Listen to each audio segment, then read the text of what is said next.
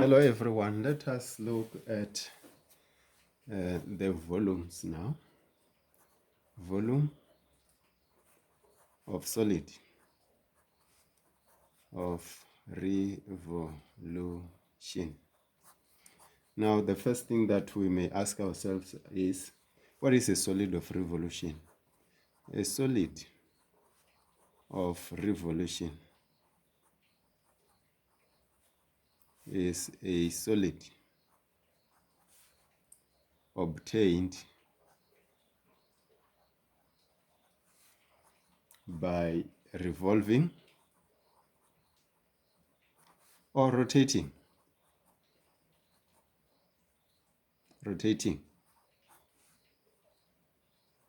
a region in a plane about a line, or simply about some axis. What do we mean? Say for instance, you have a graph like this. This is y equal to f of x in an xy plane. You look at a region bounded by the graph and in the interval AB like this. Then you rotate this region about the x-axis. So if you do that, what is going to happen is that you will form kind of an object which have got this kind of a shape. So by a solid of revolution, we mean this kind of a solid that we have produced by rotating this region around the x-axis. And our task is to find the volume of this solid. So we will start off by looking at what we refer to as disk method. So the details are there in the notes. We'll just give a brief summary here. So basically, if you take the region between A and B, this is y equal to f of x, and then you draw a rectangular strip like this perpendicular to the axis of rotation. Now, if you concentrate only on this rectangular strip, you will observe that this rectangular strip here, it will be changing x because these are the x-axis. Its height will just be given by y equal to f of x. But now, as we indicated, we are just concentrating on this rectangular strip. We rotate it about the x-axis. Then we will observe that if we do that, then it will give us something like this. After the rotation, we'll get something like this. We are rotating about the x-axis like that. Then this is still our radius, y equal to f of x. And then this is our thickness, delta x. Then this object that we have just produced here is actually a cylinder. It's a cylinder, but the height is very small. So since it's a cylinder and the height is very small, we can call it a disk, isn't it? It's just a disk. And then we know that the volume of a disk or a cylinder, let me write cylinder here in brackets. We know it's given by pi r squared h, isn't it? So this will give us pi. Our radius, we said that the radius of this disk of ours is just f of x. then we square it, we multiply it by height. The height is delta x. This is for a single disk. Now, if we have an infinite number of rectangular strips, we will observe that when we add the volumes of these disks, because we will pack an infinite number there, we will just talk of an integral. So volume by disk method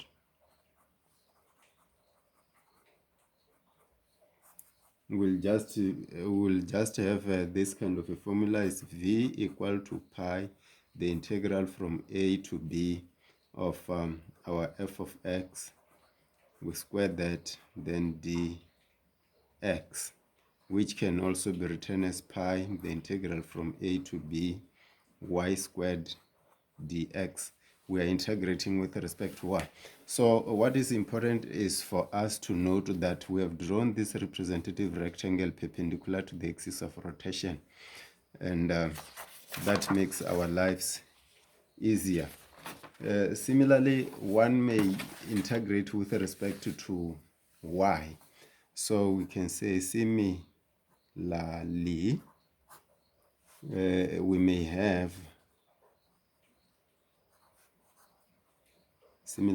have v equal to pi, or the integral of pi x squared dy from c to d, which is the same thing. You can write pi here, c to d, and then our x is just f of y all squared dy at times. Let us take an example. They say find the volume of a solid generated by revolving the region bounded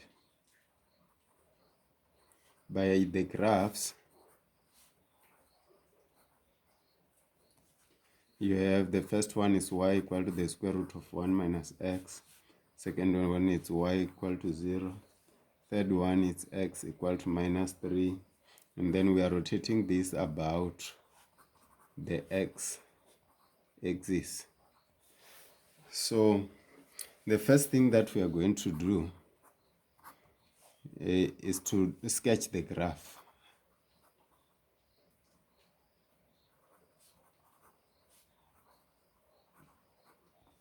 And then we will decide as to where are we going to draw the rectangular strip. But for our method, we draw it perpendicular to the axis of rotation, and it helps us to see the variable with respect to which we are going to integrate. So if this is the y-axis, we have the x-axis going like that. You may observe that this graph, should remind you of y squared equal to 1 minus x, which tells you that you will have 1 plus, or simply 1 minus y squared, because y squared minus 1 equal to minus x, so x equal to 1 minus y squared, like that. This is a kind of a parabola going like this. It will turn at 1, going like that, but now this is the upper half, so it's a parabola going like that, but we're only interested in the top part, like that. The bottom one is not part of that. And then as you can see, it's cutting at 1, like that. And then we also have our the graph of x equal to -3, which is a straight line, a solid line going like that, -3, like that. So we are interested in the region, that region. Now, x is running from -3 to 1, it's fine. Now we draw, because we are rotating about the x-axis, we draw our representative rectangle perpendicular to the axis of rotation like that, which tells us that we're going to integrate with respect to x. So v equal to pi, the integral from a to b, y squared dx for that matter, which is equal to pi from -3 to 1. Our y is square root of 1 minus x. We square that dx, which is equal to pi, the integral from -3 to 1 of 1 minus x dx, like that.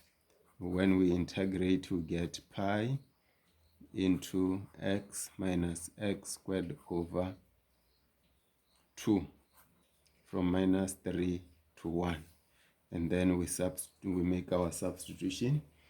This will be pi into, then this will be 1 minus 1 over 2 minus -3 minus 9 over 2. That if you simplify this properly, you will get 16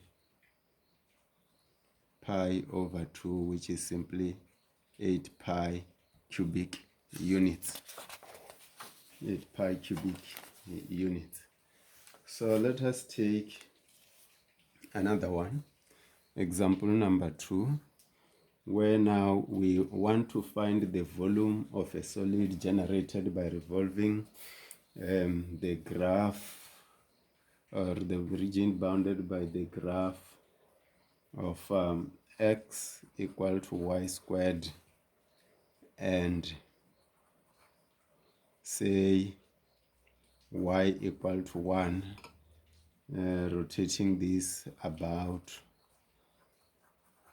the y-axis, for that matter. So if we draw the graph, the sketch graph, we understand that again this is a parabola cutting like this, but what we are interested in, it's happening at the top here. So our line y equal to 1 is a straight line going like that, and then the region we are interested in is this one. This is 1, y-axis, x-axis. We are rotating this region around there. So according to the method that we are using, we must draw our rectangle perpendicular to the axis of rotation like this. And this is telling us that we're going to integrate with respect to y. So we understand that v is the integral from c to d of x squared dy, like that, which is pi, the integral, y is running from 0 to 1, 0 to 1, x squared, you have y squared dy, like that, which is pi, the integral from 0 to 1 of y to the power of 4 dy, which is equal to pi, this one, when we integrate, y to the power of 5 over 5, like that. This is being evaluated from 0 to 1, and then when we substitute, we get pi over 5 cubic units. That will give us the volume of our solid.